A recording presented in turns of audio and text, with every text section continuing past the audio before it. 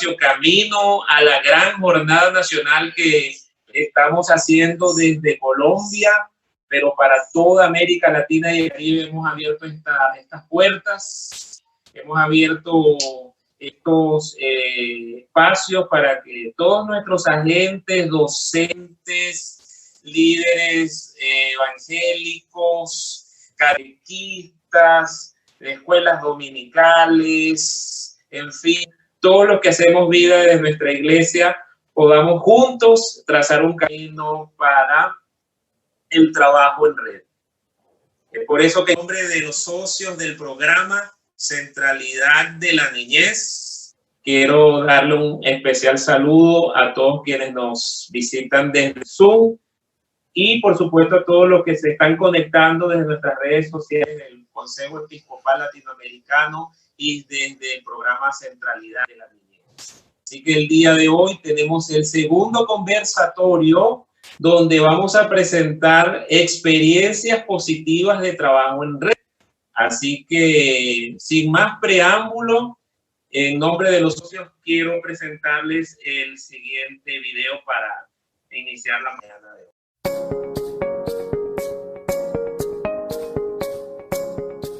En nombre de los socios del programa Centralidad de la Niñez, le damos la más cordial bienvenida a la serie de conversatorios virtuales completa La pieza que falta, con el objetivo de unir esfuerzos y presentar las ventajas que traería consigo la experiencia del trabajo en red en Colombia.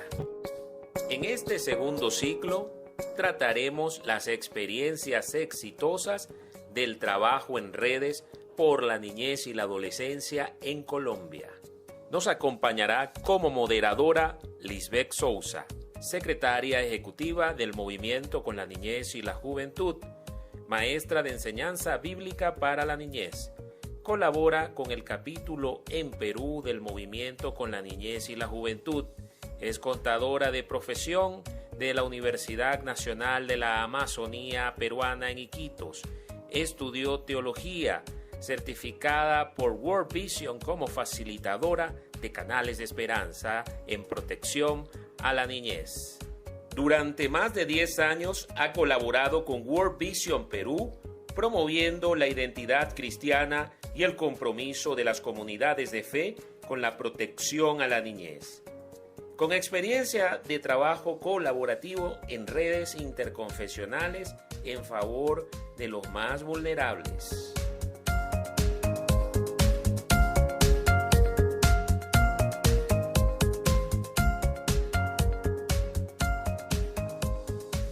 Buenos días, gracias. Bienvenidos, decía, a todos los que están en la sala del Zoom y los que nos visitan y los que nos están acompañando desde las redes sociales. Estamos muy contentos de ser parte de este conversatorio número 2 y sin más preámbulo quisiera presentar a quienes nos acompañan, quienes honran con su participación como expositores de esta mañana. Esta mañana vamos a tener la participación de 4 personas que representan a organizaciones y redes, quienes nos van a compartir sus experiencias exitosas. Quiero presentar a la Red de Juventudes de Fe y Alegría en Colombia. Va a estar representada por Paula Andrea Vargas García y Tatiana Cardona. Paula es de Medellín. Ella es coordinadora del servicio Iniciativas de Desarrollo y Empoderamiento Comunitario en la Regional de Antioquia, el Eje Cafetero, y acompañante nacional de la Red de Juventudes de Fe y Alegría, allí en Colombia, donde ha adelantado un proceso fuerte de incidencia, movilización y organización juvenil. Profesional en trabajo social de la Universidad de Antioquia y magíster en intervención social de la Universidad Internacional de La Rioja de España. Su quehacer lo ha enfocado en el ámbito comunitario, aportando el fortalecimiento de las diferentes manifestaciones juveniles y su participación en la organización comunitaria, acompañando a la Comuna 6 de la ciudad de Medellín en procesos de fortalecimiento organizacional de los grupos juveniles y el proceso presupuesto participativo joven. Es co-creadora de la Mesa de Articulación Juvenil de este mismo sector de la ciudad. A ella le acompaña una estudiante, Tatiana Cardona. Ella es de Cali, estudiante del 10º semestre del programa de licenciatura en Educación Artística de la Fundación Universitaria Católica Lumen Quetzón, voluntaria en gestión artística y cultural con niños, jóvenes y adultos desde el 2014 en el Centro Cultural Abriendo Puertas de la Comuna 15. Actualmente ella es gestora comunitaria para el proyecto Participación Pacífico en la ciudad de Cali. Además, tiene una gran pasión por la danza. Es bailarina de salsa artística y amante del arte en general. Ella ha asegurado dentro de mis capacidades personales, tengo amor puro por los niños, niñas y jóvenes, el servicio, liderazgo, compromiso social, ganas de sacar adelante mi comunidad. Por ellos y muchos más jóvenes somos caminantes de vida que le apostamos a la transformación de una ciudadanía desde el arte. Eso nos dice Tatiana y este es su momento. Bienvenidas.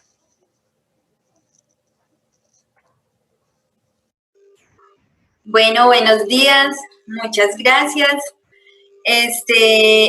Sí, nosotros desde Fe y Alegría acá en Colombia venimos desarrollando un proceso con jóvenes desde hace más de 10 años y desde allí venimos precisamente adelantando como todo el ejercicio ciudadano con la actuación de los y las jóvenes. Tengo una pregunta, ¿vamos primero a proyectar el video o...? Como tú gustes, danos tú la indicación y las compañeras de comunicaciones están pendientes. Listo. Adelante, Paula. Listo. Entonces, bueno, como les decía, venimos desarrollando desde hace varios años un proceso muy fuerte con población juvenil, iniciando con un proyecto que, como lo decía Tatiana en su presentación, el proyecto se llama Participación Juvenil, ese participación con C, que pues da cuenta de las intencionalidades que queríamos con la población juvenil en ese momento, ¿cierto? Y era tener una participación activa de los jóvenes en cada uno de sus territorios donde se pudiera hacer ejercicios de participación, de organización, pero también en procesos de movilización. Este proyecto surge en el año 2011 en todas las regiones donde se encuentra Fe y Alegría, y desde allí desarrollamos un proceso de formación, de acompañamiento y de incidencia en cada uno de los territorios donde los jóvenes se encontraban. A partir de allí, pues surgieron como muchas iniciativas de los jóvenes, tuvo muy buena acogida el proyecto y para el año 2015, pues entonces decidimos hacer el primer Encuentro Nacional de Juventudes de Fe y Alegría. Ese primer encuentro lo realizamos en Medellín. Participaron aproximadamente 150 jóvenes de todo el país representando precisamente esos procesos de participación juvenil. Y desde allí, pues, los jóvenes se reunieron para conocer cada uno de los contextos donde estaban los procesos, conocer también cuáles eran esas necesidades de los jóvenes, cuáles eran sus proyecciones desde ese territorio en el que se encontraban. Y en ese momento también pues pudimos tener como la compañía del director nacional de Fe y Alegría, y él en su invitación de provocar a los jóvenes, de provocar para que estuvieran muy pendientes y muy comprometidos con sus territorios, pues les dijo, nosotros lo que queremos o lo que esperamos es tener unas juventudes indignadas, unas juventudes que se piensen su país, unas juventudes que le apuesten a la construcción de paz, unas juventudes que resignifiquen toda esta realidad en la que estamos inmersos. Entonces, a partir de esa invitación, pues los chicos y las chicas empezaron empezaron a plantear, bueno, creemos que lo mejor que podemos hacer es también generar un proceso de articulación, no trabajar por regiones, sino poder tener un proceso articulado que le apunte precisamente a esa incidencia y esa movilización juvenil desde Fe y Alegría. Entonces, en ese momento, en ese encuentro nacional, los jóvenes plantean como 3 estrategias. La primera fue conformar la red de juventudes por medio de unos nodos regionales. Entonces, habían unos representantes en cada nodo y eso lo bajaban a cada uno de sus territorios. Otra de las estrategias fue tener una estrategia de comunicación muy fuerte donde mostraran qué era lo que hacían cada uno de los jóvenes en sus territorios. Entonces, desde allí se empezó pues como a establecer esa estrategia y de ir mostrando periódicamente qué hacían los jóvenes en cada una de sus comunidades. Y la otra estrategia que es muy potente y pues que es lo que más nos identifica como red de juventudes es el Día de la Juventud Indignada. El Día de la Juventud Indignada se realiza precisamente el 29 de agosto, haciendo de pronto esa conmemoración, ese reconocimiento a la invitación que les hizo el director nacional a sentirse indignados. Entonces, para el 29 de agosto, cada año se celebra, se conmemora esa fecha, realizando diferentes acciones, pues que Tati ahorita les ampliará la información.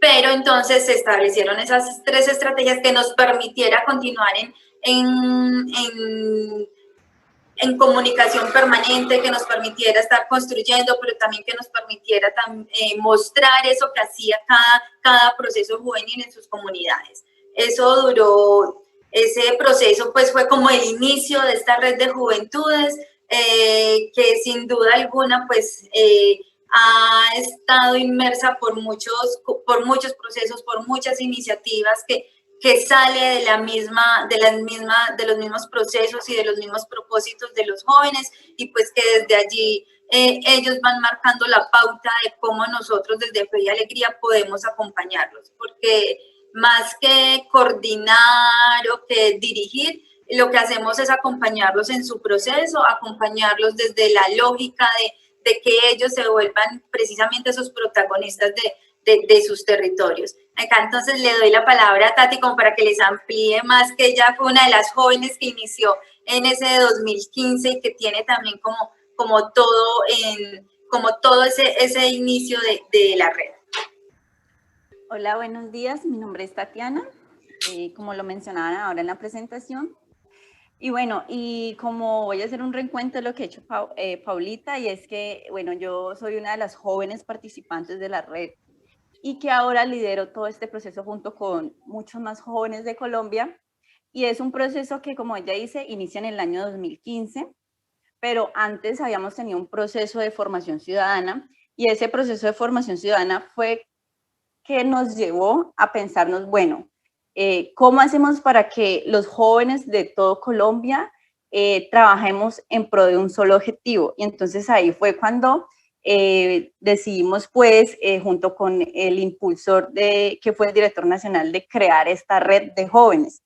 ¿Y qué es lo importante de esta red de jóvenes, como lo mencionaba Paula? Bueno, entonces nosotros nos preguntamos, ¿y cómo vamos a crear esta red? ¿Cómo nos vamos a organizar? ¿Cómo vamos a hacer posible que todos los jóvenes de Colombia estemos conectados? Y estemos conectados en pro de permitir esa transformación social que queremos. Entonces, bueno, nos organizamos desde 3 estrategias que fueron importantes y que son importantes en estos momentos, y es, pues, organizarnos por nodos regionales. Entonces está el nodo del Pacífico, el nodo del Caribe, el nodo de Antioquia Eje Cafetero, está Oriente, y está el nodo de, bueno, se me escapa uno, Bogotá, Soacha, Tolima. Entonces, desde esas diferentes esquinas del país, bueno, lo que hacemos es realizar acciones de incidencia y movilizaciones que inviten a esos otros niños, niñas y jóvenes a creer que Colombia puede cambiar y necesita un cambio. Y nosotros con estas acciones que realizamos, es donde le decimos pues al país que aquí estamos los jóvenes presentes y estamos haciendo cosas positivas por el país. Entonces, bueno, ¿y cómo mostramos todo esto? Claro, entonces tenemos un equipo líder de jóvenes que se llama el comité y es donde digamos que de allí nace todas estas iniciativas, pero hay algo que tener en cuenta y es que la red de juventudes es un proceso donde no hay jerarquías, o sea, todas las voces de los jóvenes son escuchadas y todos los procesos que nacen de la red de juventudes no es de una sola cabeza, de una sola persona, es de todas las voces de los jóvenes. Y ustedes dirán, bueno, pero ¿cómo hacen para que todos puedan participar? Entonces, esa es la forma como estamos organizados. Entonces, dentro de la forma como estamos organizados, tenemos un grupo de gestión. Entonces, ese grupo de gestión de jóvenes, donde hacemos como decir una convocatoria, decimos, bueno, de acuerdo a tus habilidades, ¿te gustaría pertenecer al grupo de gestión? Tenemos un grupo de movilización y un grupo de comunicación. Entonces, a partir de estos tres, pues, como comisiones, como se dice, entonces empezamos a trabajar. Entonces, claro, el grupo de movilización nos dice, mira, vamos a trabajar en pro, por lo menos este año, ha sido un año muy importante para la red porque nos hemos consolidado mucho, porque digamos que hemos hecho muchas movilizaciones y una de ellas es que, bueno, el grupo de movilización dijo, bueno, nos vamos a hacer la movilización en torno al cuidado de la vida. Bueno, entonces ellos son quienes plantean toda la propuesta, pero entonces está el equipo de gestión mirando cómo vamos a gestionar y cómo vamos a hacer posible esta movilización y esta incidencia. Y por otro lado está el equipo de comunicación, digamos, valga la redundancia, comunicando a través de redes sociales, Facebook, Instagram, YouTube, comunicando todo lo que los jóvenes estamos pensándonos para nuestro país, Colombia. Entonces, esta es como la manera que los jóvenes de la Red Juventudes de Fe y Alegría ha logrado organizarse y consolidarse.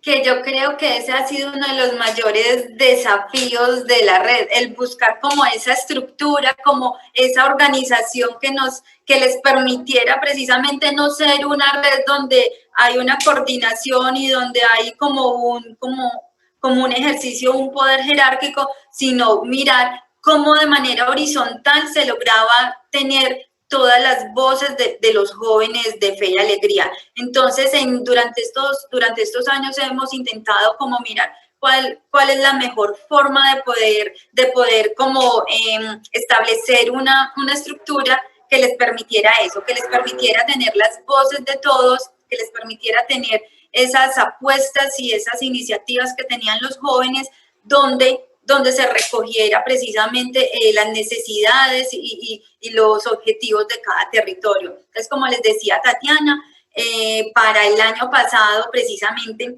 se estableció una estructura que nos permitiera precisamente eso. Entonces, trabajar por nodos regionales, con jóvenes que pudieran dinamizar cada nodo regional y donde esa base de cada región pues pudiera opinar, pudiera proponer, pudiera establecer un ejercicio de comunicación, pudiera construir, y todo esto se lleva a ese comité dinamizador que nos muestra qué es lo que están pensando y cuáles son esas voces de los jóvenes de Fe y Alegría. Entonces, en esa misma lógica hemos logrado ir consolidando esa estructura donde los jóvenes, si bien yo soy la persona que los acompaño, pues ellos están como con todo su liderazgo y como con toda su energía planteada para que estos nodos regionales funcionen, para que este proceso continúe, permanezca en el tiempo, y que a partir de esas narrativas que hacen los jóvenes, se va consolidando y va fortaleciendo este proceso. Entonces, creo que ese ha sido como nuestro mayor desafío, porque en la búsqueda de ir mirando qué es lo mejor para los jóvenes, en que no cayéramos en algo pensado desde los adultos, liderado por los adultos, pues hemos ido como un poco adecuando eso, ¿cierto? Y como les planteo, desde las voces de los jóvenes, porque son ellos quienes en últimas son los protagonistas de este proceso, son los protagonistas de cada uno de los territorios en los que donde habitan, son protagonistas de cada uno de los centros que también, de los centros de fe y alegría que acompañan ellos y que van liderando ese proceso, porque también se convierten como en jóvenes multiplicadores, jóvenes que van saliendo como de ese proceso de formación, van también acompañando a esos otros jóvenes que ingresan cada año y así se vuelve como un ejercicio multiplicador y como de reedición de eso que ellos recibieron. Entonces, para nosotros es muy importante porque es un proceso que es pensado y liderado por las juventudes, que si bien acompañamos algunas iniciativas, pues la idea es que este proceso sea en los próximos años, pues una iniciativa netamente de jóvenes para jóvenes, que se piensan iniciativas de ciudadanía, de cultura de paz, de incidencia, que esos son pues como los objetivos que nosotros tenemos para esta red y que los jóvenes también se han como propuesto esto, ¿cierto? Para esta red de juventudes es muy importante el tema de la incidencia, el tema de poder hacer parte de procesos de ciudad, de procesos locales, de procesos nacionales, cómo esta formación y este acompañamiento que van recibiendo en el tema de capacidades ciudadanas, ellos lo van multiplicando y lo van también transmitiendo en esos espacios a los que ellos pertenecen. Desde allí, Tati, ¿ibas a decir algo? Sí, yo creo que precisamente eso que mencionas es que lo importante es que, digamos que los jóvenes se logran mantener y hacer parte de esta red y se motivan a invitar a otros jóvenes, porque precisamente somos nosotros quienes planteamos todo lo que queremos, somos quienes nos diseñamos todas las estrategias y creo que esto ha permitido a que el público no sea solo jóvenes ahora, sino que ese público se ha logrado ampliar y digamos que ahora ya tenemos un público, niños, niñas, adultos, tenemos educadores, psicólogos que creen en nosotros y digamos, y todas esas actividades, incidencias y movilizaciones.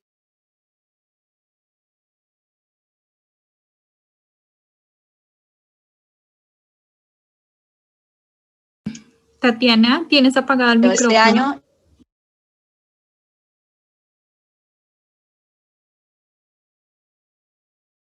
Tatiana, tienes apagado el micrófono.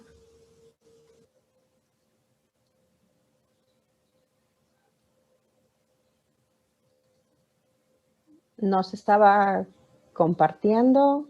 No, es que yo lo tengo prendido ya. Ahora te escuchamos. Ah, bueno. Sí, bueno, listo. Entonces, ¿no me escucharon nada? Nos estabas compartiendo la importancia de escucharse y del tiempo que estaba de permanencia de los jóvenes en las redes. Quizás nos puedas recordar esa parte. Ah, bueno, entonces decía pues que Paula lo mencionaba pues de que lo importante de esta red es que los jóvenes han logrado permanecer en ella y ese permanecer también ha permitido que sea un liderazgo rotativo y que, digamos, los jóvenes que iniciamos hace unos años le entreguemos ese liderazgo a otros y eso precisamente lo que ha permitido que la red permanezca. Y también yo creo que uno de los logros es que ya no tenemos solo un público de jóvenes, sino que hemos logrado de que sean niños, niñas, jóvenes, profesores, educadores, adultos, se incluyan a nuestros procesos de movilización e incidencia. Entonces ahora el público no es solo jóvenes, sino que hemos logrado este año ampliar ese público y que otras personas crean en nosotros como jóvenes y se unan a todas esas estrategias, incidencias locas que a veces creamos, pero hemos logrado eso. Yo creo que es uno de los mayores logros que hemos tenido este año. Qué bueno, qué bueno. No sé si tienen algo más, si no, nos hemos quedado expectantes del video que tienen. Es el momento para lanzarlo. Correcto. Entonces, nuestras amigas de comunicaciones podemos...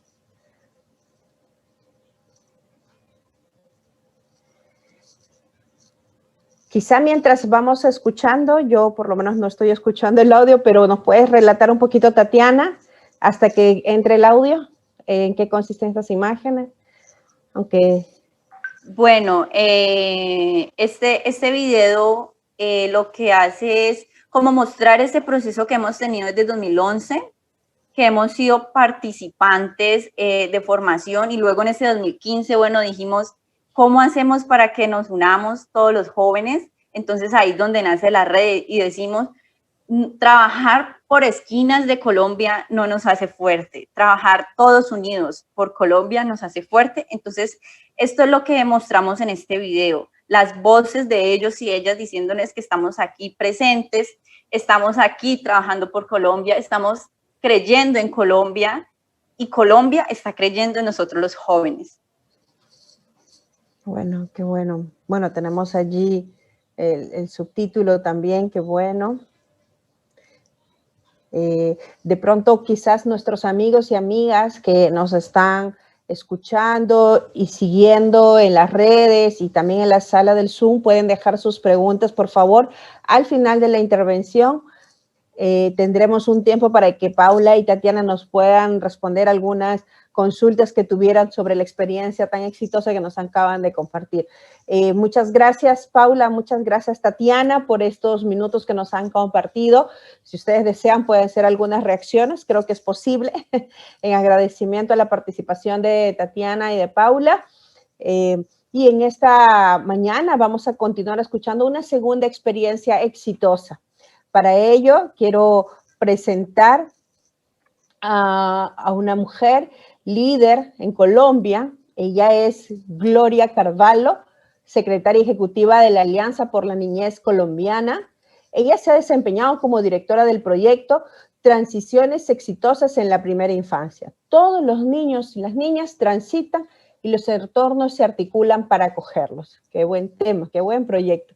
Desde proyecto de la Fundación Bancolombia, en la firma Alina Consultorías, asesora de la Subdirección Técnica de la Primera Infancia del ICBF, es directora regional de la Fundación Centro Internacional de Educación y Desarrollo Humano, CINDE, en Medellín. Es directora de investigación, directora del proyecto Protegiendo la Primera Infancia de la Violencia, que realizó CINDE en alianza con el Instituto Internacional de Derechos y Desarrollo del Niño de Canadá, el Programa Internacional de Desarrollo del Niño de Noruega y el programa Buen Comienzo ILAU, la Universidad de San Buenaventura.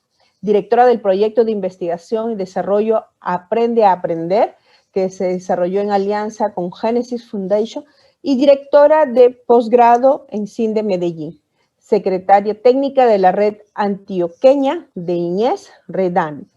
Ella es psicóloga de la Universidad de los Andes con estudios de doctorado en Educación, Desarrollo Humano y Social de CINDE, la Universidad de Nova de Fort Lauderdale en Florida y en Desarrollo Social, Niñez y Juventud de la Universidad de Manizales y CINDE.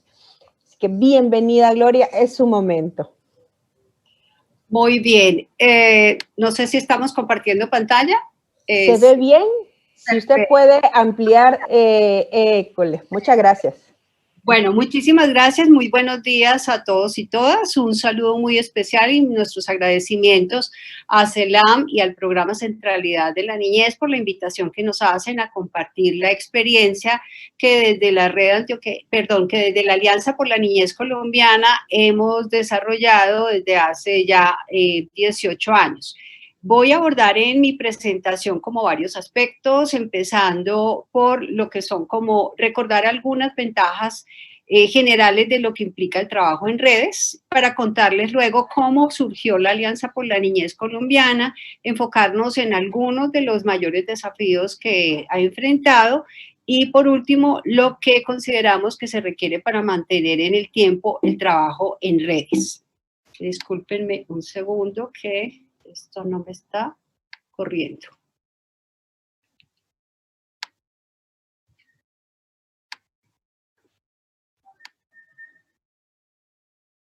Bueno, si vamos a mirar ventajas generales de trabajo en redes, voy a mencionar solo algunas que las podemos mirar como desde varias perspectivas. Una, desde la perspectiva estratégica, otra desde la perspectiva de administración de recursos, otra desde lo que implica la gestión de conocimiento y por último desde la gestión de política. Desde la parte estratégica podemos mirar que una de las grandes ventajas de trabajar en redes es poder contar con la complementariedad de diversas especialidades que tienen las organizaciones que hacen parte de una red, lo que implica también contar con un capital de conocimiento dado por la trayectoria que aportan y la experiencia que aporta cada una de las organizaciones miembros. Esto conlleva a varias cosas. Uno, a que realmente se pueda dar respuesta a cierto tipo de problemas de una manera que de otra forma independientemente no se podría lograr, pero también conseguirlos de mejor manera y además mucho antes, lo que implica un elemento claro de eficacia, además del fortalecimiento de cada uno de los miembros de lo que constituye una red. Si lo miramos desde el punto de vista de recursos, podemos mirar también que se logra una mayor eficiencia al compartir recursos para lograr objetivos, también una mayor capacidad para captar recursos y mayor sostenibilidad en las iniciativas que se desarrollan. Mirado desde el punto de vista de conocimiento, podemos ver que hay un enriquecimiento de cada uno de los miembros de las redes por el hecho de que se están compartiendo experiencias, conocimientos, pero además de que se logran estos resultados concretos por el trabajo conjunto y esto va a permitir no solamente desarrollar como nuevas formas de acción, sino también poder hacer las propuestas para escalar esas formas de acción al exterior de lo que son los miembros de la red en otros ámbitos. Si lo miramos desde el punto de vista de gestión de políticas, podemos ver que el trabajo en red ofrece como una oportunidad importante de poder conectar a los miembros de una red con ciertas instancias del sector público o de gobierno, que además permite también entonces que las posicione ante ellos, que les genere nuevos campos de acción para hacer unas mayores intervenciones sociales y por último, que les permita tener un gran poder de incidencia por el hecho de que están actuando en bloque.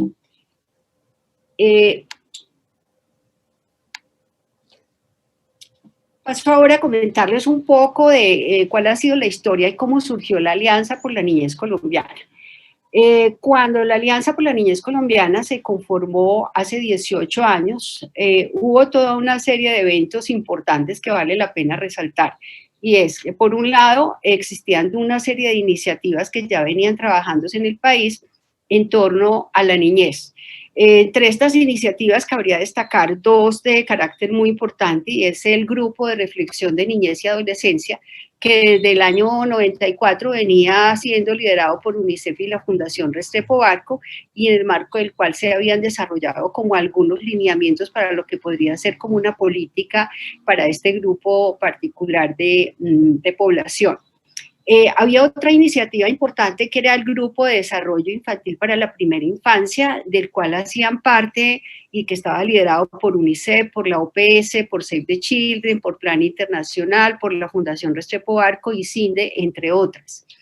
Paralelo a eso, hubo una serie de eventos importantes y es que se había conformado en ese año, o había la iniciativa de conformar un nodo correspondiente a la red de redes de niñez en América Latina que se había reunido en el 2001. Y este grupo, conjuntamente con el ICBF y con el DAPS, desarrollaron este año el Foro Internacional de Primera Infancia y Desarrollo, el desafío de la década, lo cual constituyó como un hito muy importante como para posicionar el tema de primera infancia en la agenda pública.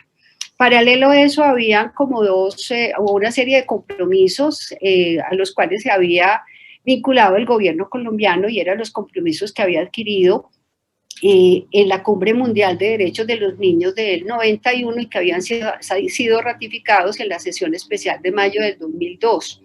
también los compromisos que le correspondían relacionados con educación para todos que se había realizado en el foro de Dakar y que habían sido ratificados en el acuerdo de Kingston y en una reunión de ministros en la que había participado también el país.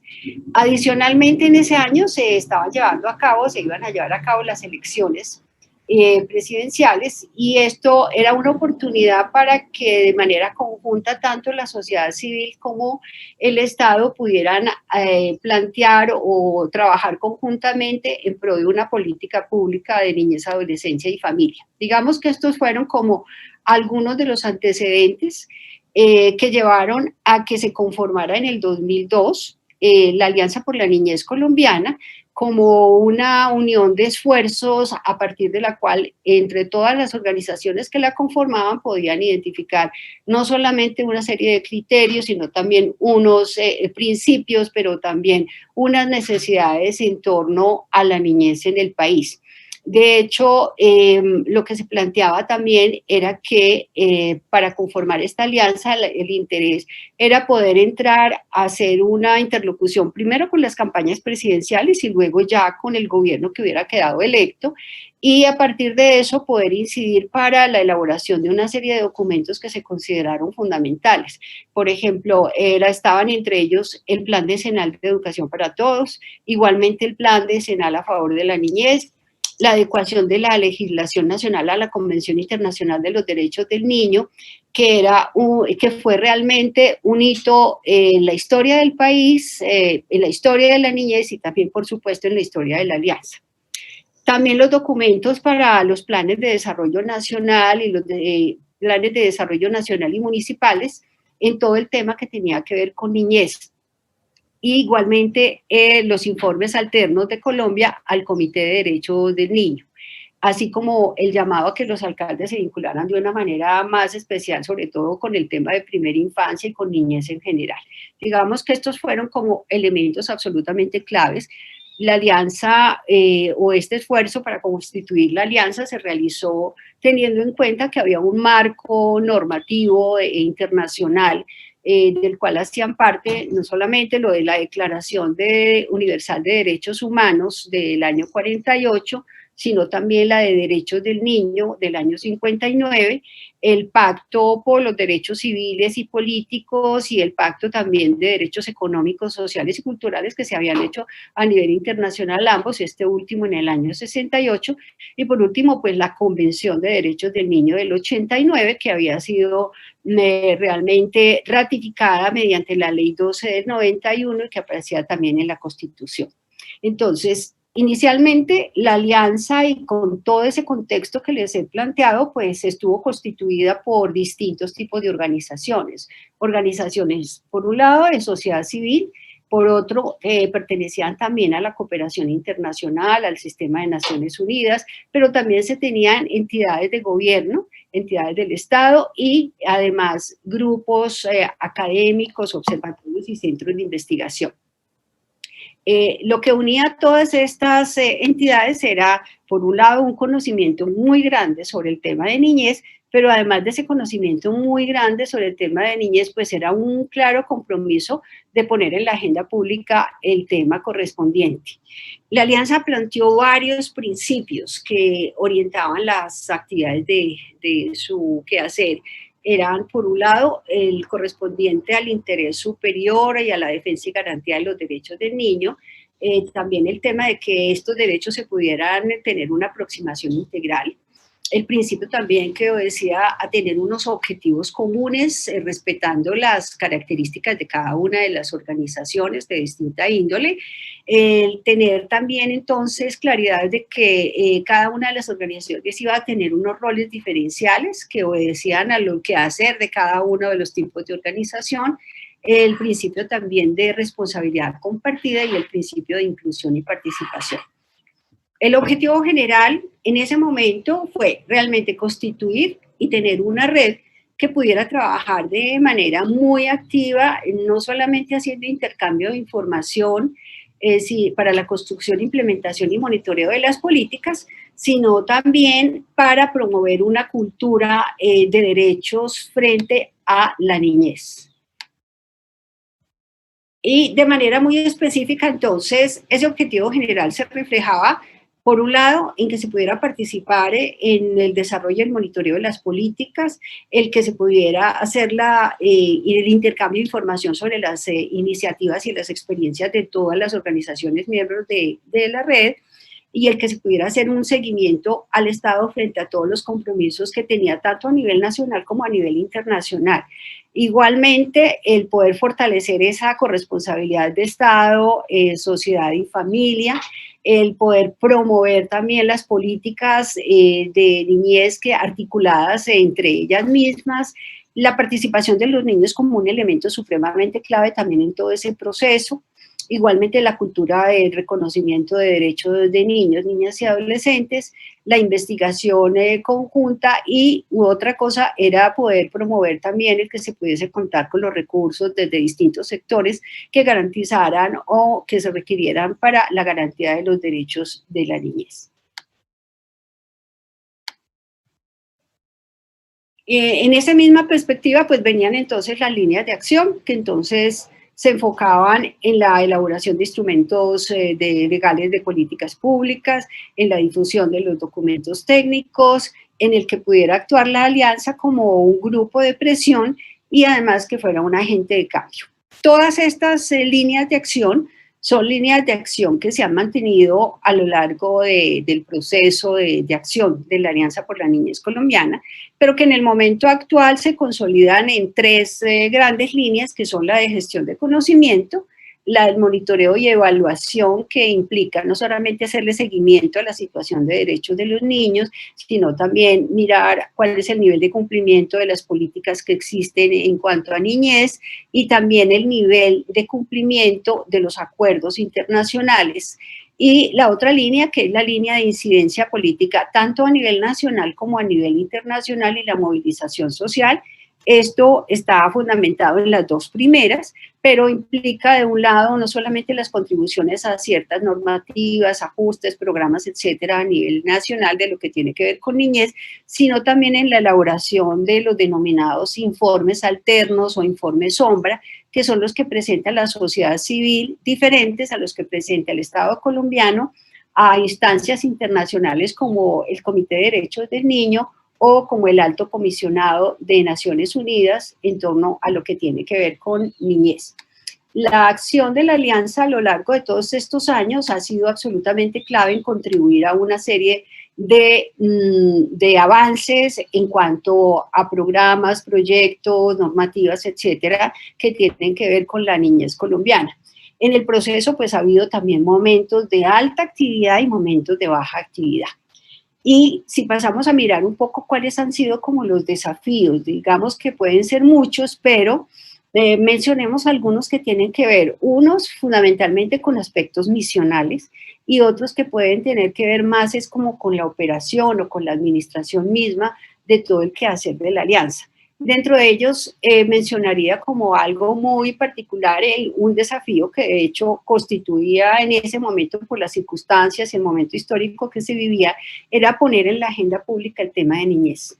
Otro gran desafío fue lograr la aprobación del Código de Infancia y Adolescencia, que es el que corresponde realmente a lo que fue la adecuación de lo que existía en ese momento, que era el Código del Menor, a todos los principios que se habían planteado en la Convención, y que implicó todo un proceso de aporte y de movilización fuerte con las instancias legislativas del país. Otro desafío clave fue realmente tener claridad y lograr independencia para aportar como sociedad civil. Como ustedes recuerdan lo que les acabo de mencionar, al comienzo la Alianza por la Niñez estaba conformada por organizaciones de diferente índole, incluidas instancias de gobierno, Sistema de Naciones Unidas, cooperación internacional.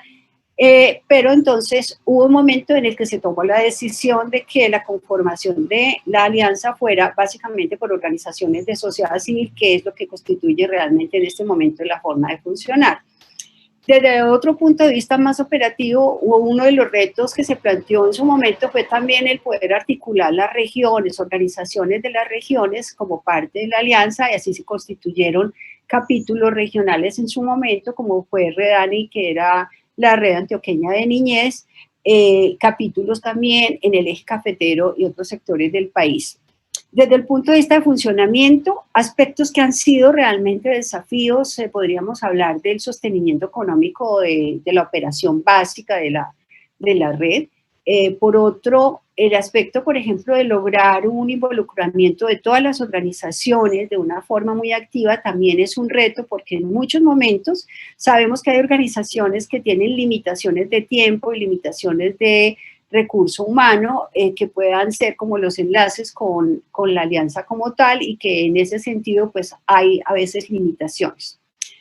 Otro gran desafío, que es un desafío que hemos visto importante de abordar de una manera clara, es el poder articular el trabajo de esta red con el de otras redes o otras plataformas que también trabajan en torno a derechos de niñez, pero con la claridad de que sea un trabajo que sea complementario y donde sea muy explícito y muy claro la delimitación de cuáles son los enfoques particulares y los enfoques diferenciales de cada una de ellas, para que realmente se haga un trabajo complementario y se elimine el elemento de competencia.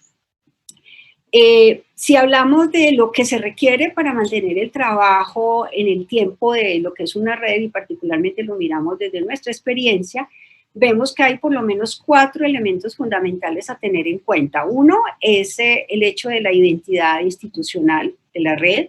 El otro es el adecuado cumplimiento de las normas y tareas. Un tercer elemento es el de contar con herramientas efectivas de comunicación y de manejo de conflictos. Y un cuarto es la transparencia, el financiamiento y la rendición de cuentas. Algunos de los aspectos que voy a mencionar a continuación son como especificaciones para lograr varios de los 4 que he mencionado como principales, y es el que es importante contar con una discusión amplia y continua de los temas que tienen que ver con los objetivos comunes de la red.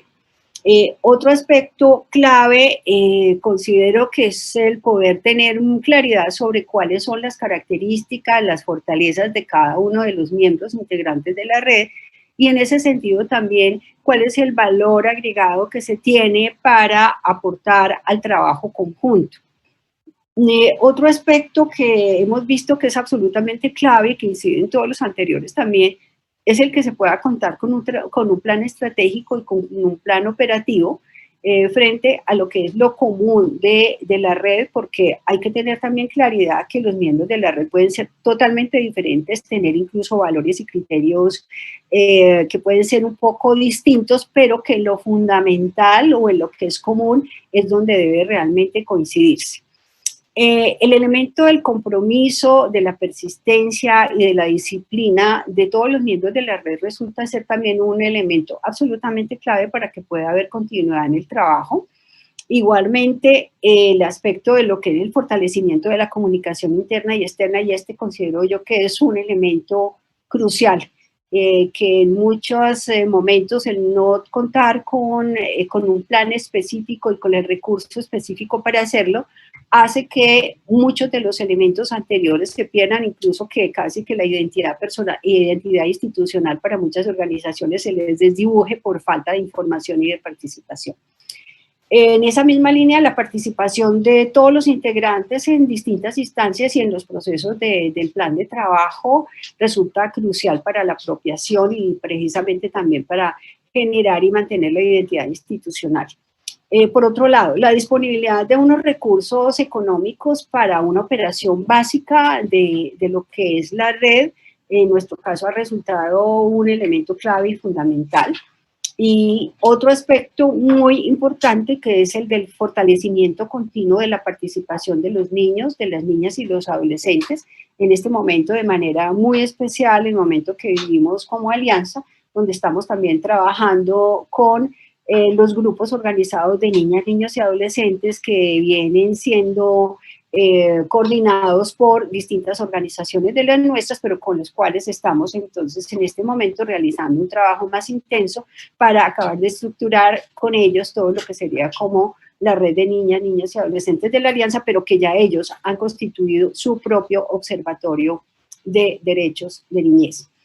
En este momento y por razones del COVID y por la tecnología y los avances que demanda como el momento actual histórico del mundo, consideramos que el uso de las TIC y por otro lado el tener de una manera muy clara, estratégica, el trabajo en red que sea de manera sistemática, que esté planeado, pero además que esté manejado de manera técnica, resulta un punto absolutamente fundamental. Igual, el otro tema es el tema de que sí se puedan hacer unos procesos efectivos de gestión de conocimiento entre los miembros que realmente articulen, unan y logren que realmente se visualicen como otras perspectivas también de acción. Finalmente, un elemento que consideramos que es importante es que todos los miembros de la red puedan tener una conciencia clara del hecho de que las redes, igual que cualquier otro tipo de organización o institución, puede tener ciclos de alta y baja actividad y que a la luz de eso es necesario generar algún tipo de procesos para enfrentar y superar y mantener entonces el funcionamiento de la red. Diría que estos serían como los aportes de lo que ha sido como nuestra experiencia. Quedo pendiente de cualquier inquietud o cualquier pregunta al respecto. Muchísimas gracias. Muchas gracias, Gloria Carvalho. Gracias por el trabajo que viene desarrollando por la Alianza, con la Alianza por Toque. Son muchos integrantes, así que muchas gracias por representar. Para continuar, les invitamos una vez más a realizar sus preguntas. Como bien Gloria lo mencionaba, estará disponible de poder responderlas al final del conversatorio. Para ir concluyendo la serie de escuchar a los expositores, voy a dar pase a quien representa la Alcaldía de Bogotá. Él es Andrés Felipe Arbeláez. Él es subdirector de Asuntos de Libertad Religiosa y de Conciencia de la Secretaría Distrital de Gobierno. Tiene una vasta experiencia como asesor y consultor en temas de libertad religiosa y de culto para entidades religiosas y organizaciones políticas y sociales. En el 2016 fue elegido por el sector religioso como consejero territorial de planeación distrital. Además, ha sido conferencista y ponente en temas de libertad religiosa y de culto en diversas ciudades del país, en Colombia. Miembro de la red de investigadores de la diversidad religiosa y de las culturas en América Latina y el Caribe, del Freedom de Religion International Center y participante activo de la Confederación Colombiana para la Libertad Religiosa, Conciencia y Culto, CONFELIREC. Se desempeñó durante 10 años como profesor de Derecho Constitucional en programas de pregrado y posgrado en las universidades Externado de Colombia y la Gran Colombia Seleccional Armenia. Concejal de Bogotá y segundo vicepresidente de la Comisión de Gobierno de esa corporación. Él es abogado y especialista de la Universidad Externado de Colombia, cuenta con diplomados en técnicas legislativas, en pedagogía y didáctica en educación superior, en investigación y en gestión para la convivencia y la acción social y comunitaria, orientado a líderes religiosos. Bienvenido, Andrés Felipe, es su momento. Muchas gracias. Ya empecé sonrojando. Eso era una cosa cortica, sino que lo pusieron así muy largo. Ese es el que está en la página de la Secretaría. Hubiera sido mucho más breve, eso pueden recortar. Muchas gracias. Muy amable. Pues bien, mil gracias de nuevo, Lisbeth. Gracias a Ángel por la invitación, con quien pues primeramente tuve oportunidad de recibirla, muy agradecido con Centralidad para la Niñez, la Conferencia Episcopal Colombiana, el CELAN, CONACED, World Vision, en fin, todas las organizaciones pues, que están alrededor de esta dinámica. Gracias a la doctora Paula, a la doctora Gloria por sus intervenciones iniciales, quienes me antecedieron, y gracias a todos los que están hoy en la reunión. Entiendo que hay personas de diferentes países, también en Colombia, y gracias por la paciencia que me puedan tener de aquí en adelante. Bien, quiero compartir con ustedes inicialmente una presentación. Voy a intentar no fallar en la función de compartir pantalla. Ok. Empecemos entonces por aquí. Correcto. Ahí deberían ver alguna imagen de acá desde la Secretaría, ¿cierto? Bien.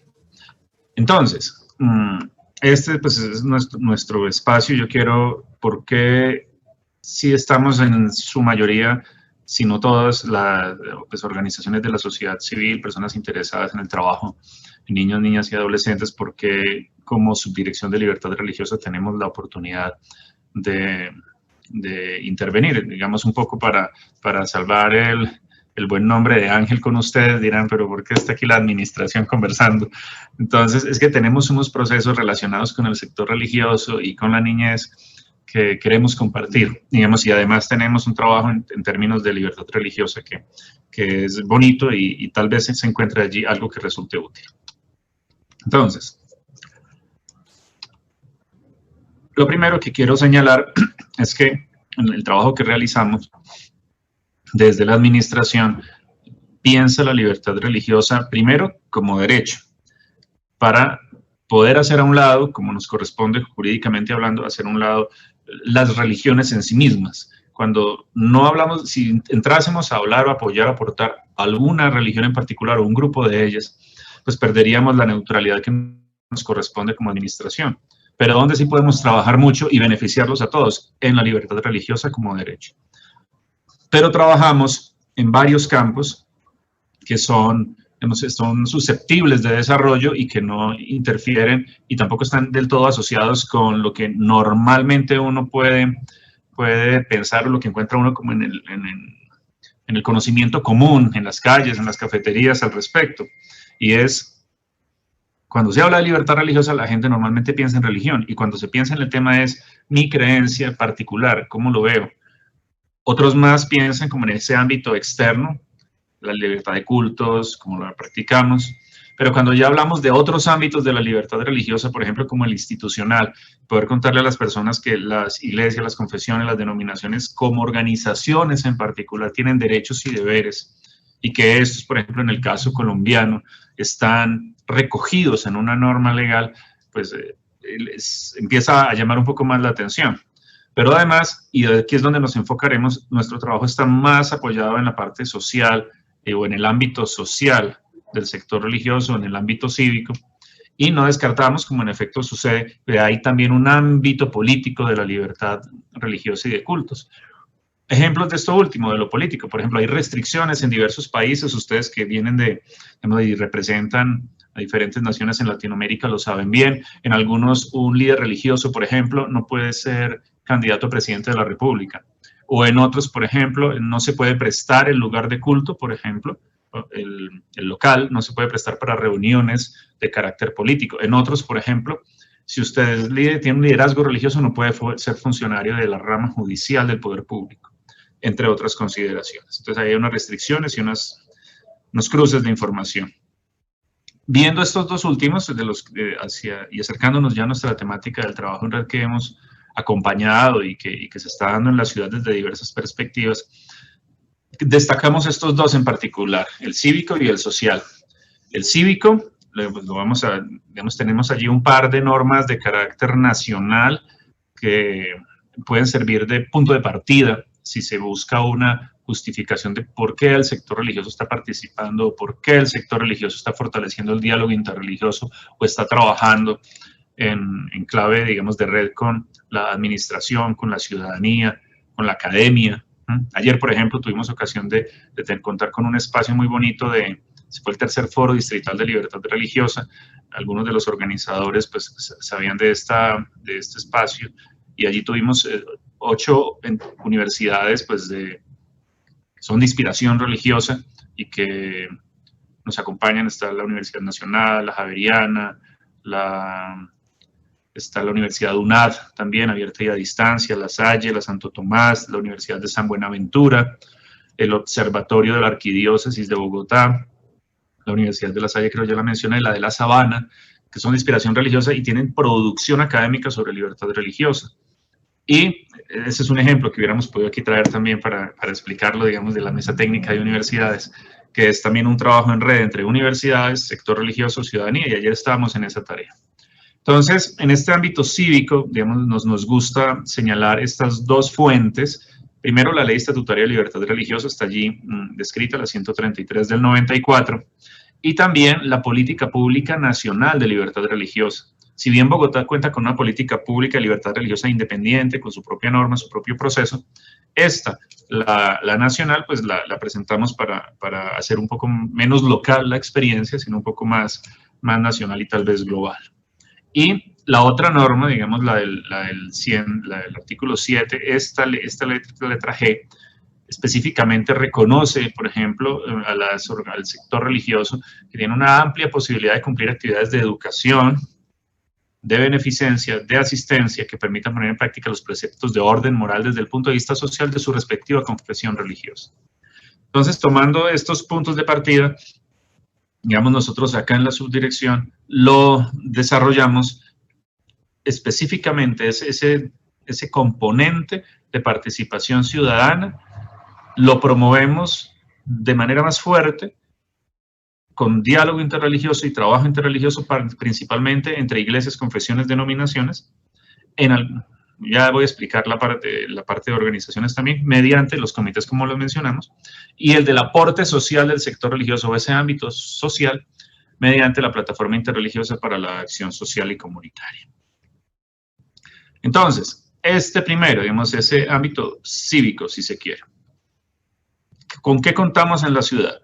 Desde el año 2017 tenemos un comité distrital de libertad religiosa.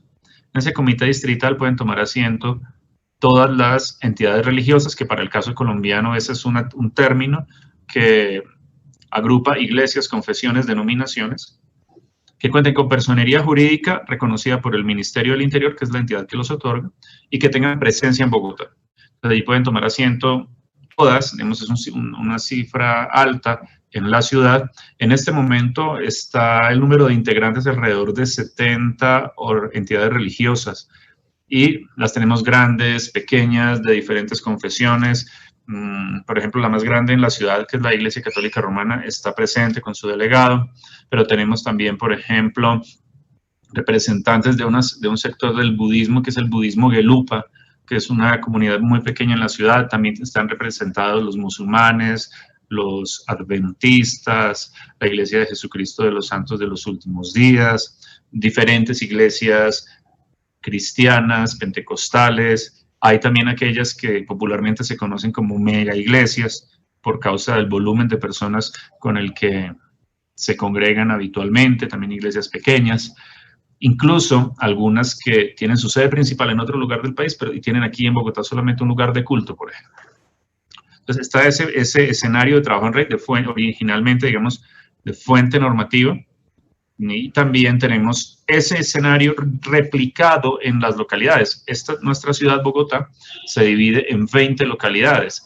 Ya a la fecha tenemos este Comité Local de Libertad Religiosa creado en 16 de ellas, y están instalados y operando en este momento 11 localidades. Como pueden ver, esa diferencia de 16 a 11 implica que 5 de ellos están en proceso de instalación y creación.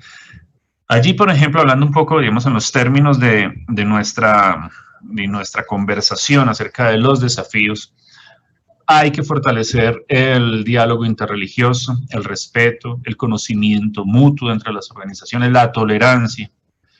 Hay otros desafíos que hemos tenido que enfrentar, por ejemplo, particularmente en este caso de los comités locales, y es difundir la importancia de contar con los espacios de participación en el territorio. No que sea algo solamente macro de carácter distrital, sino poder llegar a escenarios territoriales más pequeños donde se conocen de primera mano los problemas y las situaciones que se están dando en los barrios y cómo con el sector religioso se puede trabajar a favor de ellos. Y mostrarle también a la administración que estos escenarios de participación ciudadana son realmente compañeros de equipo, son escenarios de trabajo para llevar beneficios a las comunidades, a los barrios, a las personas más necesitadas. Y en medio de la pandemia, pues imagínense ese desafío de conseguir que haya participación cuando todos estamos en la casa, y así como nos encontramos hoy viéndonos en estas pantallitas, casi todas al lado derecho de la virtualidad. Entonces tenemos estos escenarios, nos quedan todavía 4 en localidades muy importantes.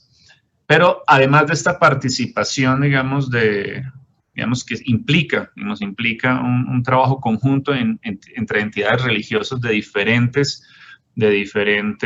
matices, creencias, tradiciones históricas. En los comités locales particularmente, ingresan, además de las entidades religiosas, ingresan las organizaciones del sector religioso, que son fundaciones, organizaciones no gubernamentales, entidades sin ánimo de lucro que son de inspiración religiosa, y están trabajando en ese territorio, en esa localidad, y ahí pues se multiplica el espectro.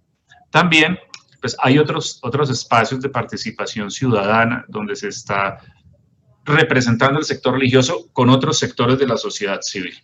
Y algunos de ellos están ahí vistos a la izquierda de ustedes, el Consejo Territorial de Planeación Distrital, que aporta específicamente, digamos, de manera muy puntual para la elaboración del plan de desarrollo, el plan de ordenamiento territorial.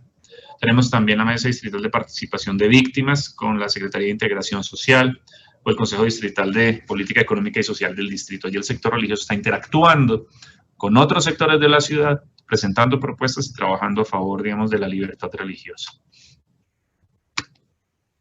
Bien, ahora, pasando al otro ámbito, al social, primero el cívico, el social.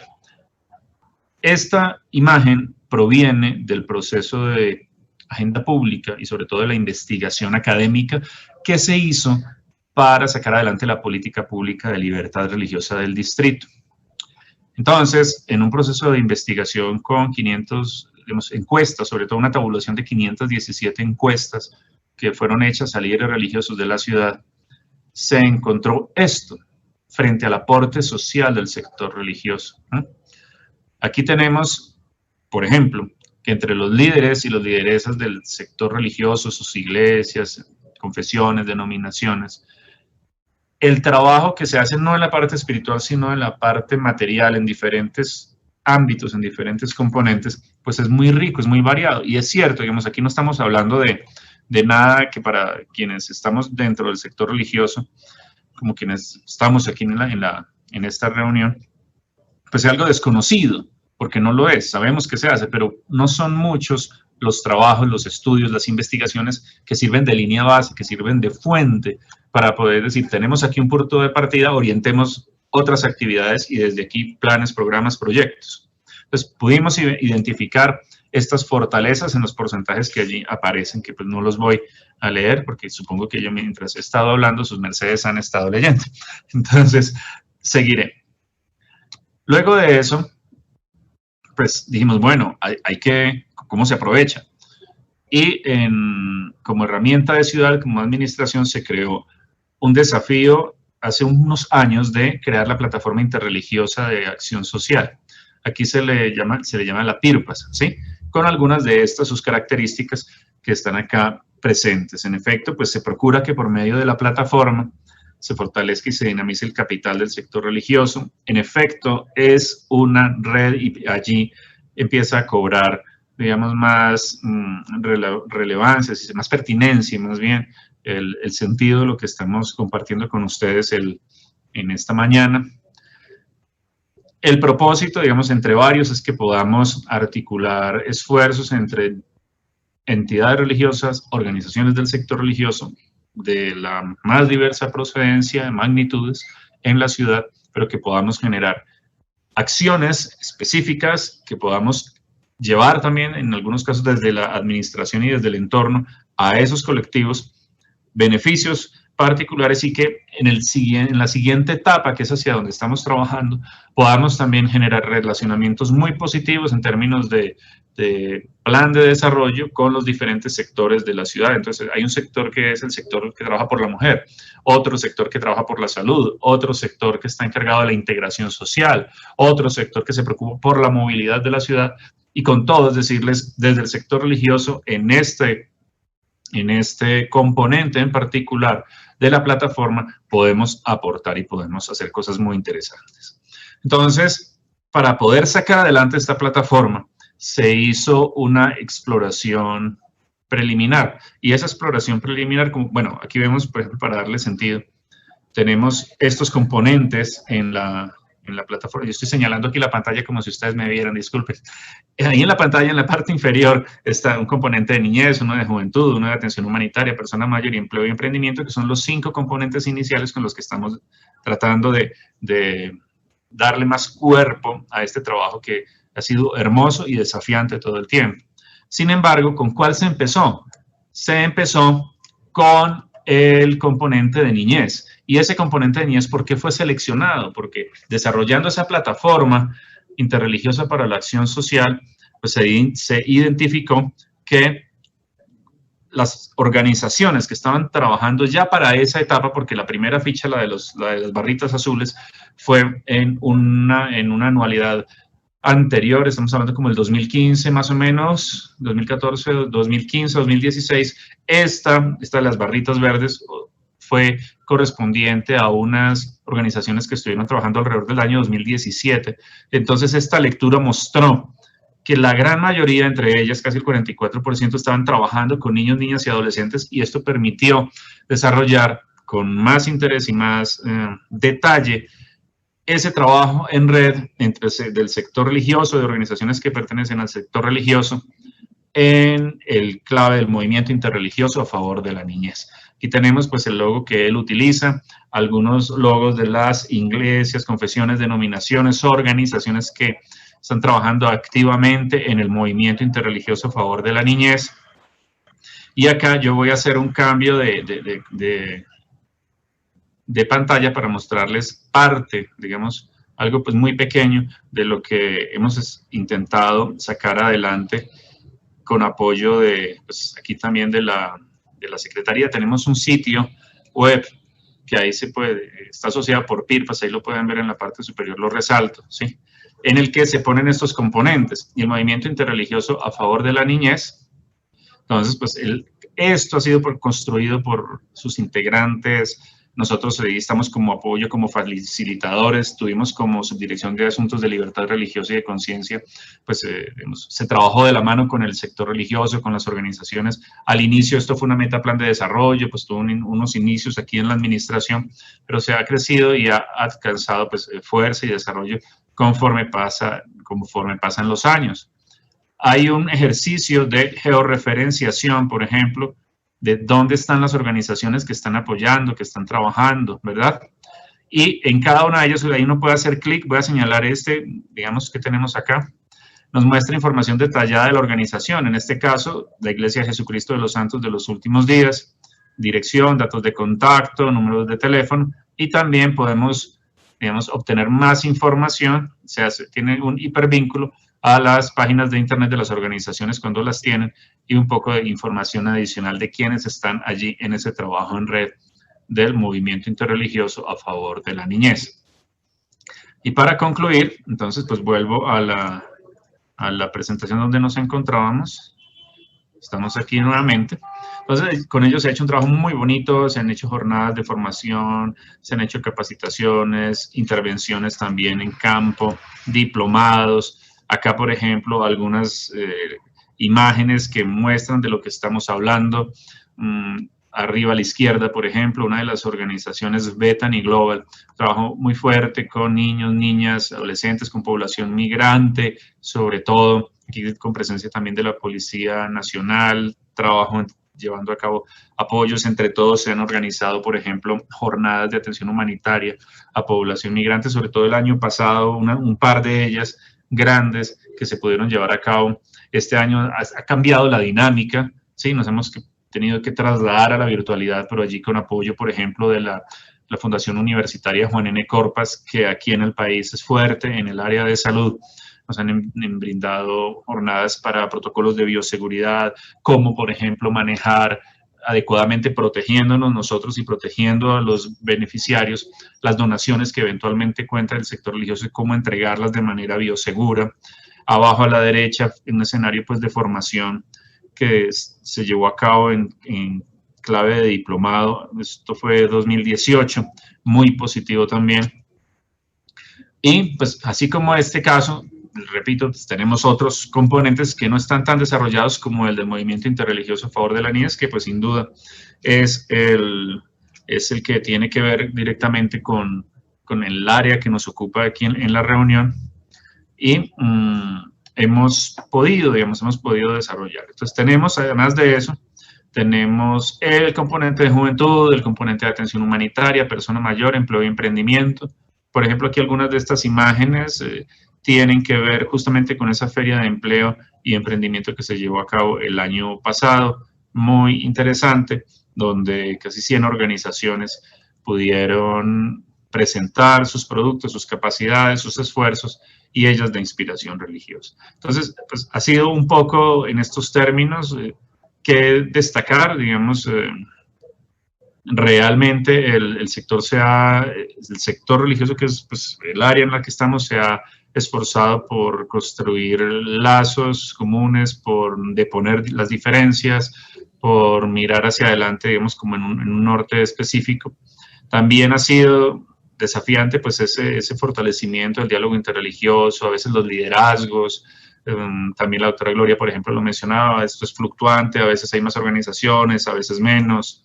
Los desafíos de estos últimos meses pues, nos han llevado a replantear bastantes cosas, pero siempre ha sido importante más mantener el norte, mantener claros los objetivos del trabajo. Y yo diría una cosa más, y es en términos de cómo mantenerlo, digamos, persistencia. Hay esos altibajos se dan, esos altibajos se presentan, a veces surgen personas, a veces, por ejemplo, el año pasado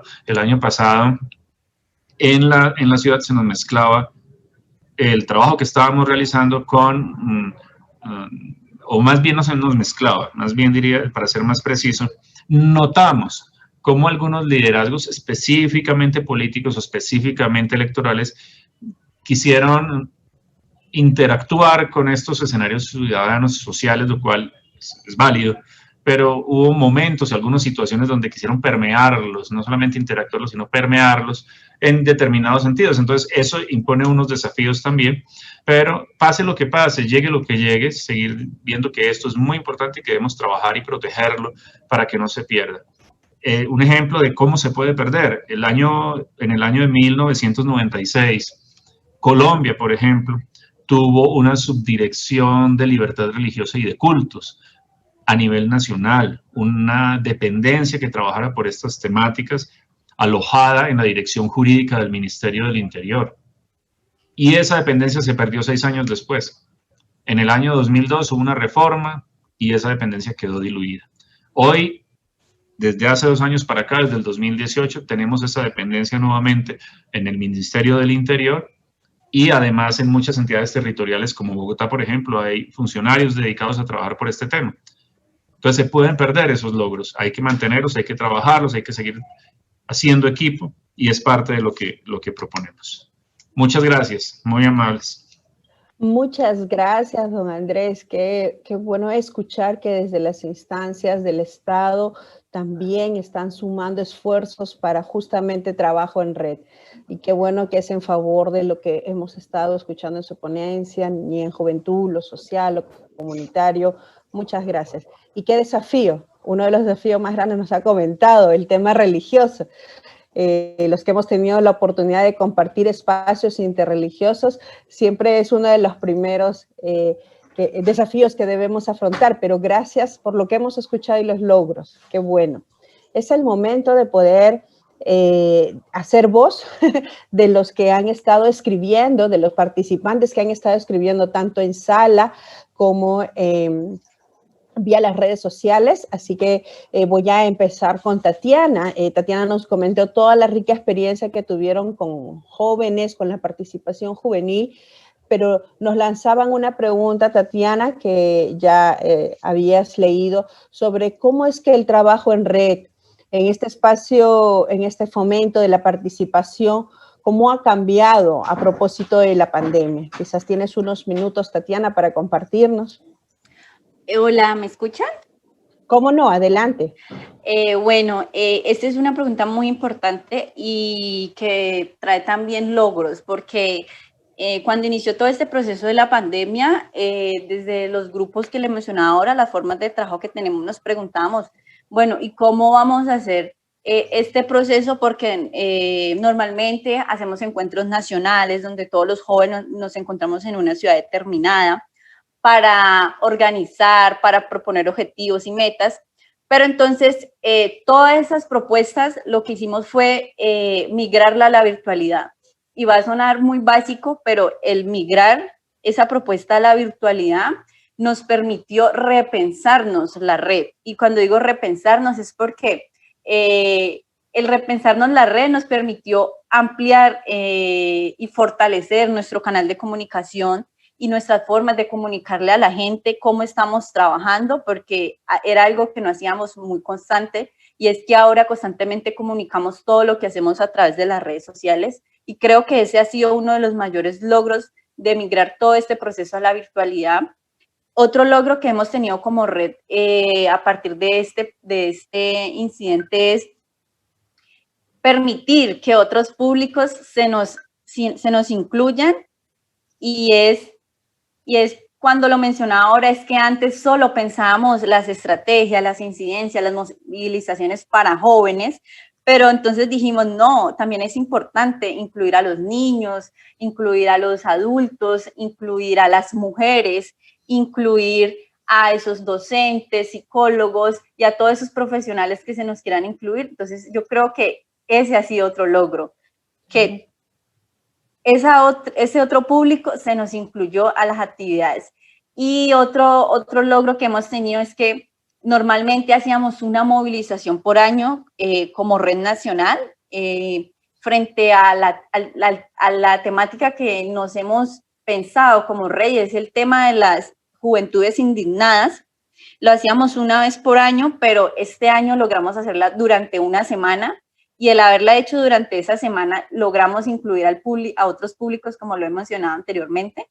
Y lo menciono mucho porque como red este año hemos crecido y hemos permitido vincular y crear otros lazos con otras organizaciones, con otras comunidades. Entonces, creo que eso ha permitido ese trabajo virtual, y ese trabajo de migrar todo lo virtual ha permitido crecer como red. Y creo que también pues es importante como concluir este proceso de, no sé si la persona que me hizo la pregunta le queda como claro cómo ha sido ese proceso de fortalecer la red, pero como conclusión, y es algo que no lo nombramos ahora con mi compañera Paula, y es que consideramos que la red es una red de caminantes, y es un lema que tenemos porque caminamos por todas las situaciones, indignaciones y esperanzas del país. Entonces, cuando ustedes escuchen por ahí, somos caminantes, y somos caminantes de vida, es porque somos la red de Juventudes Fe de Alegría Colombia. Y también pues quiero invitarlos a todas aquellas personas que me están escuchando, que me están viendo, jóvenes, niños, adultos, otras organizaciones, a que se nos unan a la red, porque somos una red que también se ha pensado en no solo quedarse como red de Fe de Alegría, sino permitir incluir otras organizaciones y trabajar juntos por ese propósito que queremos. Muchas gracias, Tatiana. No sé si los que están en sala y los participantes en las redes comparten este sentir de escucharte, y tan esperanzador para en espacios y en tiempos tan violentos que vivimos a nivel de Colombia y Latinoamérica. Me sumo a nivel de Latinoamérica, que muchos participantes están viendo de otros países. Escucharte como jóvenes se están movilizando y están caminando por la vida nos alegra, nos anima, nos motiva. Gracias por el trabajo que están realizando en red. Y justamente en esta suerte de ver más allá, quizá Paula nos puedas compartir cómo tú de alguna manera cierto acompañamiento, facilitador, ves el trabajo de la red hacia el futuro. ¿Cómo nos puedas compartir, por favor? Claro que sí, Lisbeth.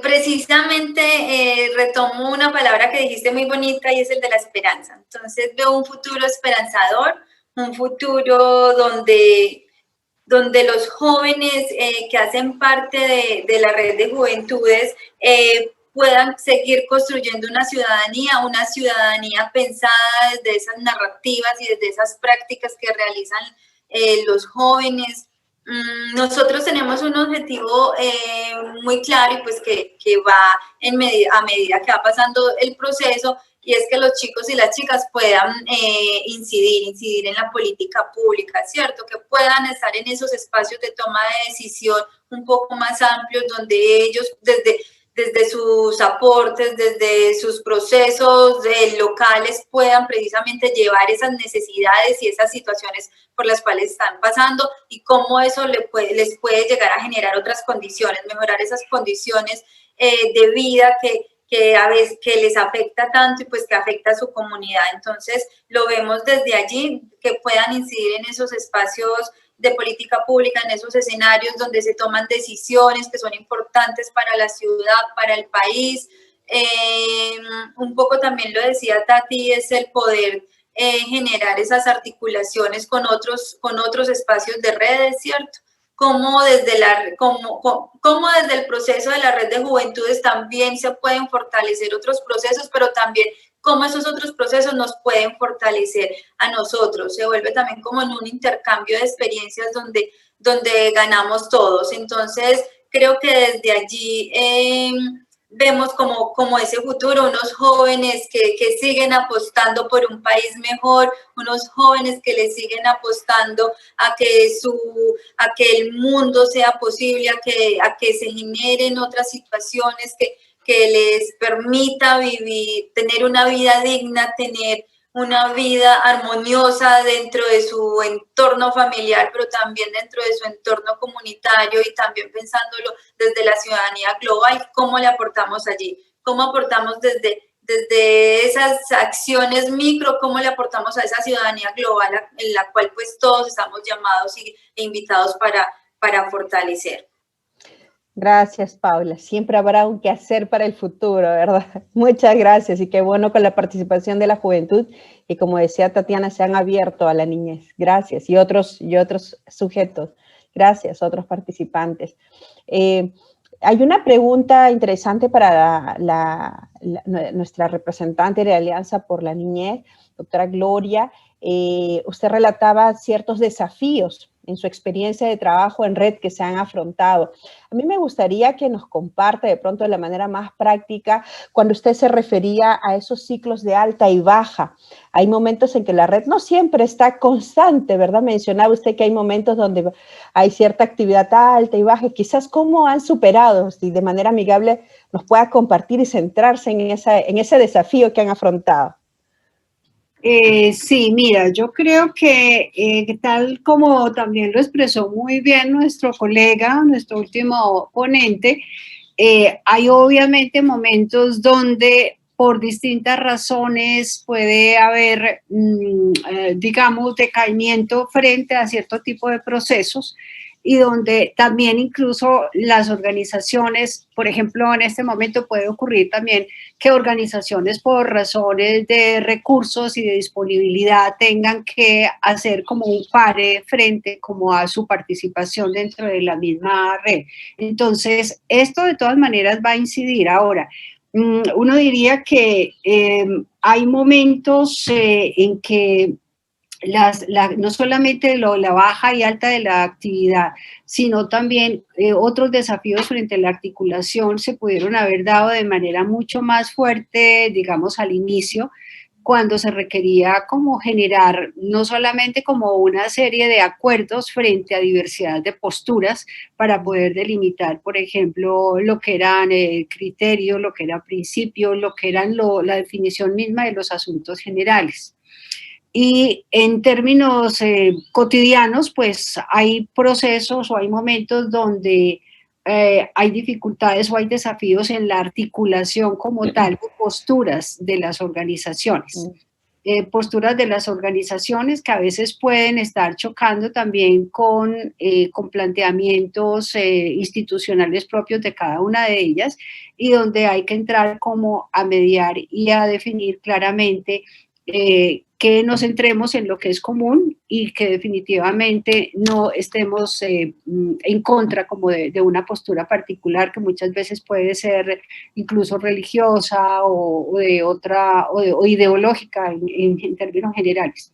Pero como tú decías, y sobre tu punto, los momentos de más baja actividad y los momentos de más alta actividad, hay momentos donde hay proyectos en particular que digamos que motivan muchísimo más la participación de las organizaciones y demandan incluso procesos quizá un poco más estructurados que convocan a las organizaciones, además también convocan a que nuevas organizaciones se vinculen al proceso.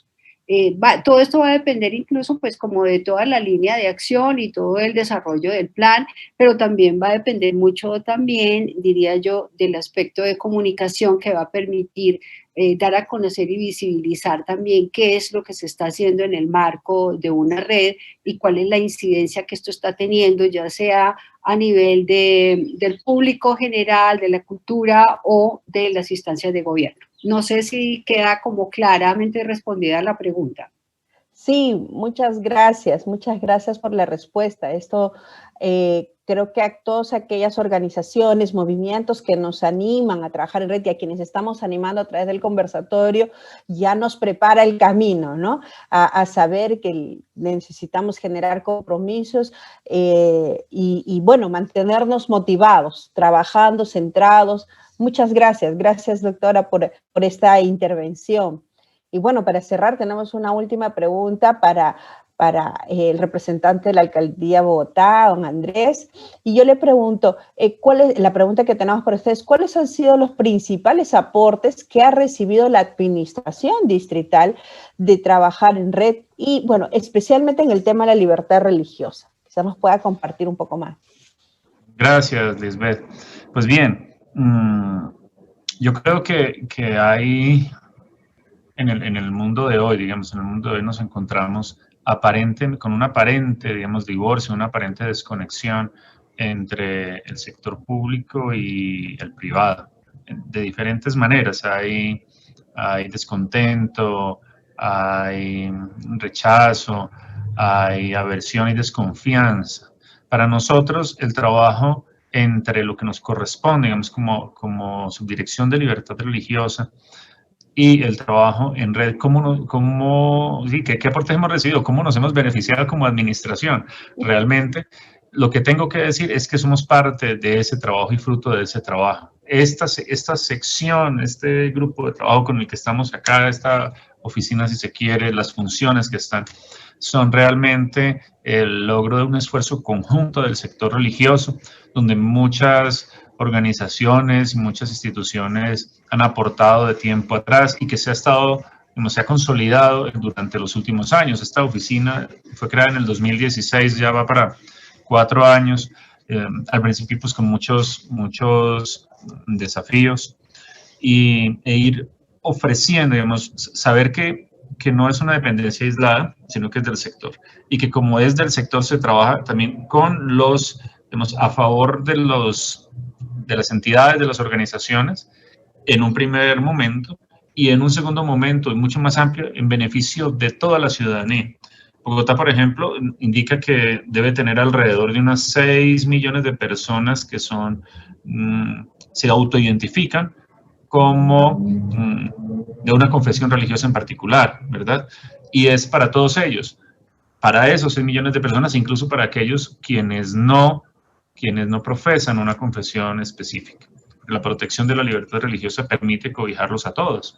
Entonces, trabajar de la mano, digamos, con las organizaciones en su aporte social, por ejemplo, el Movimiento Interreligioso a Favor de la Niñez, las demás organizaciones que están estructuradas en torno al empleo y emprendimiento, las de persona mayor, con los jóvenes, que tenemos un colectivo de jóvenes que también, digamos, que está en proceso de creación, de maduración, de sentar bases.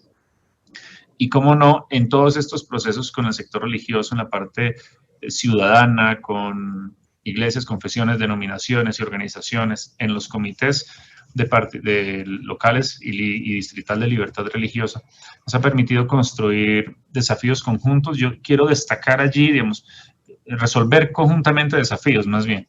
Lo que quiero destacar en particular, por ejemplo, me encanta la creación del Plan de Acción de la Política Pública de Libertad Religiosa.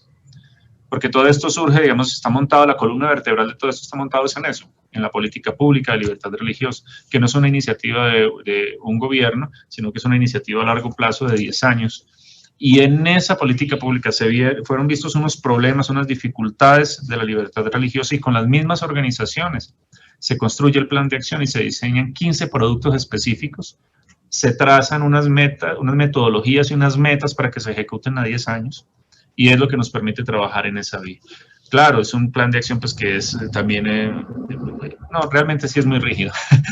ya que está instalado es muy difícil moverlo, es muy difícil modificarlo, porque ya como tenemos un COMPES distrital, eso es complejo. Pues no voy a entrar aquí a confundir en el auditorio, pero sí hay otras cosas que nos permiten cierta flexibilidad y trabajo, que son mucho más dinámicas, que tienen más velocidad de respuesta, y eso ya lo vemos en otro tipo de campos de acción, pero ha sido el principal beneficio, poder estar cerca de la gente y poder decir, sabemos que hay un problema en términos de libertad religiosa, sabemos que hay que trabajar por ella para garantizarla, que no basta que esté en la Constitución del 91, como en la Constitución del 91 está el derecho a la paz, y no basta que esté ahí para que tengamos paz en el país.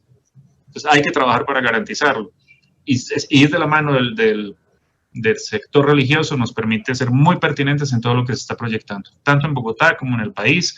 Podremos trabajar también en esa política pública nacional de libertad religiosa. Ahora yo creo que ustedes han escuchado que hay un banco de iniciativas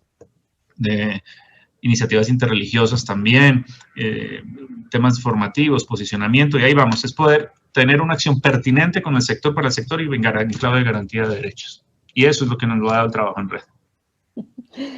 Muy rico, muchas gracias, San Andrés. En medio de lo cuadrado que necesitamos ser muchas veces y orden, aún se puede trabajar en red, y eso lo demuestra estos años que viene trabajando. De todas maneras, ha sido muy provechoso escuchar esas experiencias exitosas de manera personal, de manera de centralidad de la niñez. Nosotros como movimiento, como parte central de la niñez, aprendemos siempre a este trabajo en red y de aceptar las iniciativas.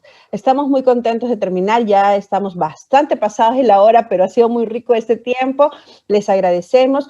No queremos despedirnos sin antes mencionarles dos noticias importantes. Recordarles que tenemos la gran jornada nacional este viernes 6 de noviembre de 9 a 11 de la mañana, hora Colombia.